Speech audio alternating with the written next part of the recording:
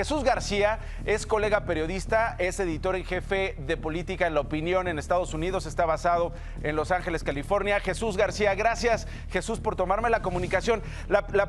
Mi primer pregunta es, ¿cómo reaccionó la opinión pública a esta nueva sesión en el Congreso, Jesús, a esta nueva sesión en el Capitolio, en un tema en el que, hay que decir, los científicos se burlan del asunto? Es muy fácil caer en una teoría de conspiración, es muy fácil caer en fake news. ¿Cómo reaccionó la opinión pública ayer en los Estados Unidos? Bueno, las reacciones, ¿qué tal? Buenos días, Nacho, perdón. Pues bueno, las reacciones han sido mixtas en realidad, pero llama mucho la atención la cobertura mediática en Estados Unidos.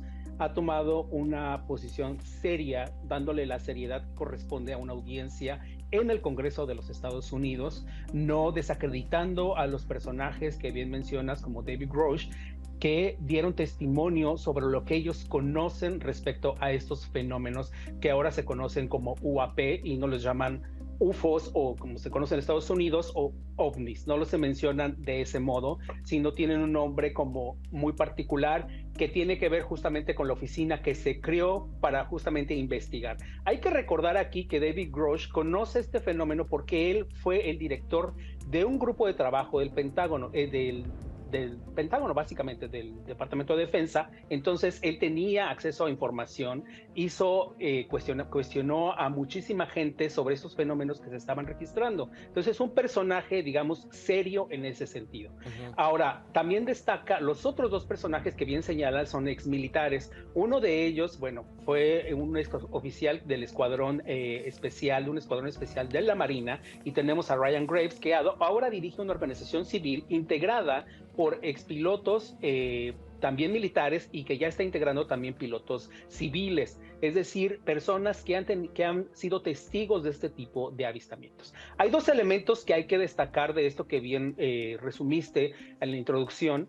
Me parece importante destacar esto, porque si bien Grush se señala y abre la posibilidad que esos avistamientos no sean necesariamente extraterrestres, le da, digamos, al Pentágono, a la defensa en Estados Unidos, el crédito de decir, ok, si tú dices que esos no son extraterrestres, sino que es o podría ser tecnología de gobiernos extranjeros, también los estadounidenses tenemos derecho a saber qué tipo de tecnología es la que se está utilizando para enviar a los Estados Unidos, porque atenta contra la seguridad nacional. Claro. Aquí, ese es un punto importante, Jesús, porque incluso él ayer dice, yo no creo, con el conocimiento, con el acceso a la información que yo he tenido al paso de los años, que ningún gobierno, ningún país en el planeta tenga ese tipo de tecnología. Vamos a ver otra parte de lo que dijo ayer en el Congreso David Grush. Desde los años 30, Jesús, creo que estamos ante un asunto importante y muy interesante, ¿no?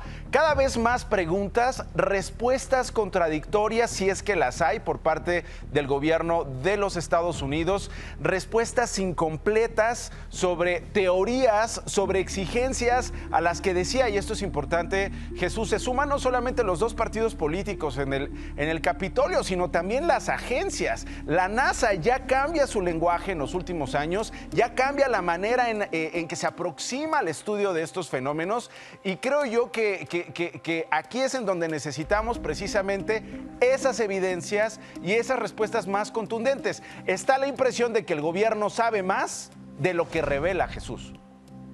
Totalmente, y lo que señaló ayer Grush es importante. Cuando se le pregunta dónde podemos o dónde debemos buscar en el gobierno para obtener esta información.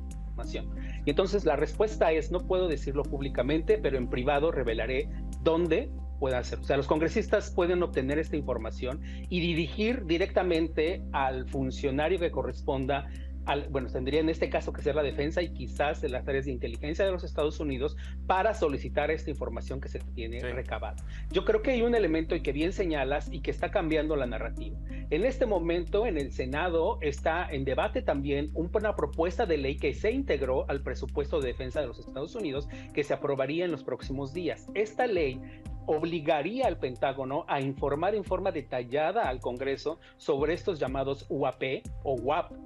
y qué está haciendo con ellos. Ahora, también tendría que explicar si los está clasificando, pues decir que no puede revelar esa información por seguridad nacional, explicar por qué hace esa clasificación. Sí. Y no solamente decir clasificado, no, tienes que explicarme cuál es el motivo. Claro, entonces, y sobre esto elemento adicional. Sobre esto lo exigió este punto que tú estás describiendo, Jesús, es uno de los que tocó Grosh ayer en la comparecencia. Vamos a verlo, porque hay una exigencia que yo creo que vale la pena considerar.